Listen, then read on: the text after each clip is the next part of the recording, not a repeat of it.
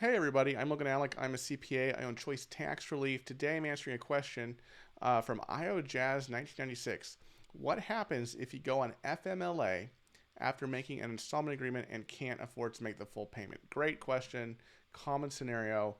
And it doesn't just apply to FMLA, but if you're sitting there wondering, what the heck is FMLA?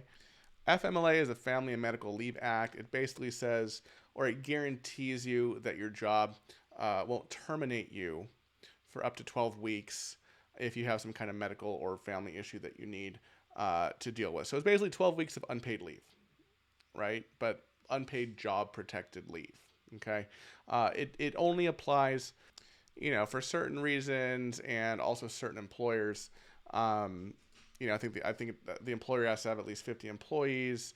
You must have worked there at least 12 months. There's some other rules, but that's neither here nor there really for purposes of this question. The fundamental question here is, hey, I set up an installment agreement with the IRS, and now over the next few months, due to some reason, I'm not going to be able to make those payments. What should I do? I would say just call them up, explain the situation, say, hey, when I set up this installment agreement, I was able to afford it every month, but look, I just had a baby, right? I'm taking FMLA for 12 weeks. I'm not getting any, a paternity or maternity leave. I've been hospitalized, right? I'm not going to be able to work. I'm not going to be making money.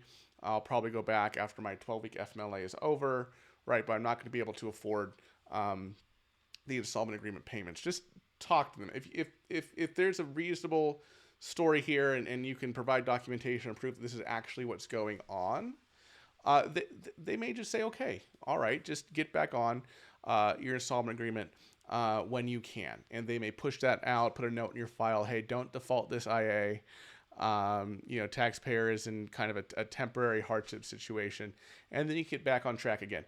If this is going to be more of an extended thing, right, not just a few months while you're in FMLA, but if we're talking about, you set up an installment agreement and now you had a major injury, you are not going to go back to work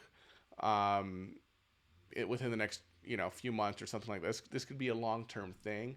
Well, that's really what CNC, or currently not collectible status, is for.